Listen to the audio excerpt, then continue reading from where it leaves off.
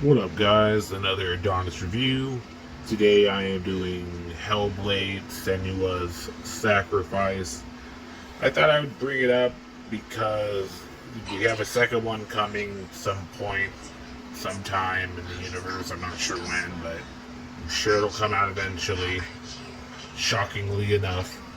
So maybe people might play this game for the first time, and I'll let you know what you should expect. Now, when this first game came out, if you saw the trailer for the second one, I'm like, whoa, what's this? What the fuck? I have no idea there was a first one. Why didn't I hear about that? Well, I'll tell you. The first one was a game that was very overly stimulated and hyped up for its incredible graphics, made by a independent developer, whatever they call them, to show you, like, hey, look at what we can do, with graphics now. My motto, if you listen to any of my reviews, is that 2017 was the year that we kind of hit our peak with graphics in games, and since then we've kind of just been smoothing it out. We haven't really hit new heights since then, unfortunately. Very sad.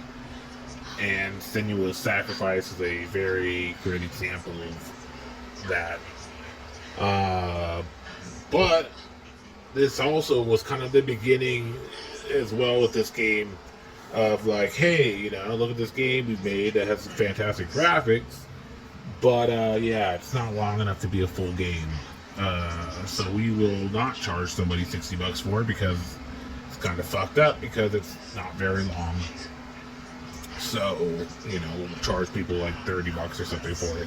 I can't really remember exactly, but I feel like this is the first game that I saw, and I was like, oh, I think I might buy it, but I'm not going to pay $60 for it. And then I looked and I saw it was $30, and I was like, oh, that's nice. Nowadays we have that a lot, fortunately, because it's, developers have understood that, like, some of their fucking games aren't worth fucking $60 because they're not that long, and they shouldn't charge that much for it. And, I appreciate that.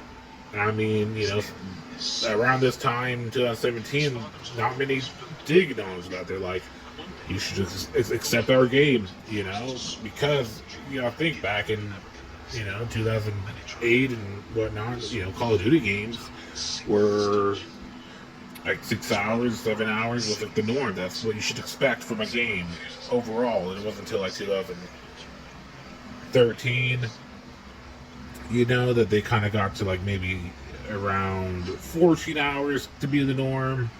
And now we've reached the point where a single player game should probably be around 20 to 25 hours at least, with 30 hours kind of being like the goal that they should hit, if you're being, fair. And over 50 hours if you actually want to have like a game that's considered great. And then over 100 hours if you really want to have a banger. Anywho, so back to it. So, a beautiful game, still holds up today, so graphically impressive, that if you have a great TV to play it on, and most people do, it'll look fantastic. But with that being said, there's really not that much to the game. You are a fucking crazy psycho, and you're like looking for your sweet, booty call.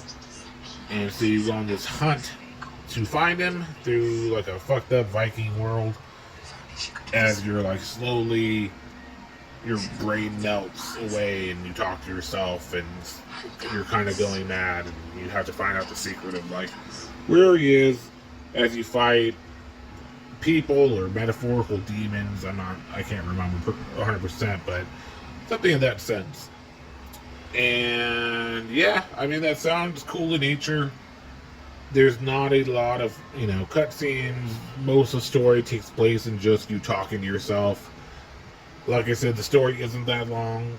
I think it can be done in like 4 to 5 hours, if I were to guess. And there's not any type of real growth fighting wise. You're essentially a very standard melee attacks. You have like a sword, you can slash with it. I think you can dodge. You can probably parry. Maybe there's a heavy attack with it, and that's kind of I think the extent. There's not really anything more than that. You don't go along the game and progress and unlock more skills or different weapons or better techniques or smoke bombs or arrows or shit like that. Nope.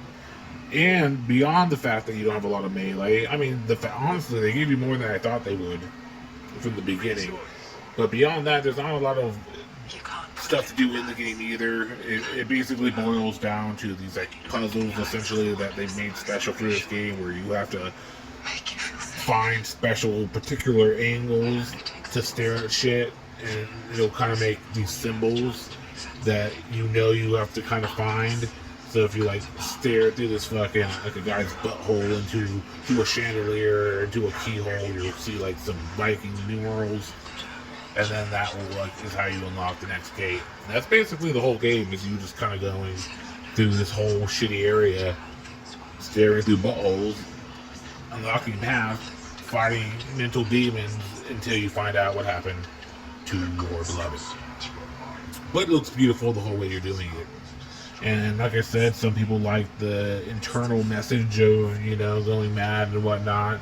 That's something to latch on to for a lot of people. So that's deep to critics, It looks beautiful, and people latch on to that. So, I think even with PlayStation nowadays, you can get this game for free, possibly, if you have Plus. I think in some fashion it's free. Don't quote me on that, but I'm pretty sure that you can maybe get it. So yeah, it's definitely worth a try if you have some spare time, I'd say. And I think that I'm gonna play the second one for sure. I think it'll look great, and I definitely think they're going to improve on and actually make it a game worth the hype. It's not going to be just a, like I said, this was kind of really like a look at what we could do for this studio. Because if people loved it, they have money, and obviously, they've been working on it for years. I think the next one will be a real game real shit. I hope it'll be, I know it'll be more, but I hope they actually make it into like a full-fledged game and not just like a 5 hours, visual experience. But I wouldn't pay more than $50 for this game for a fact. Like I said, trying to find it for free. Maybe you can get it for $10.